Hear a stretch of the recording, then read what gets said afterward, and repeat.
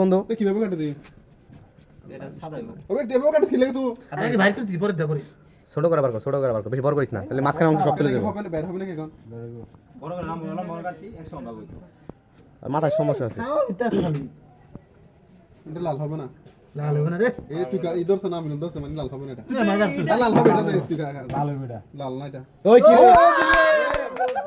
নষ্ট নাকি পানি কে আয় আয় রে নষ্ট না নষ্ট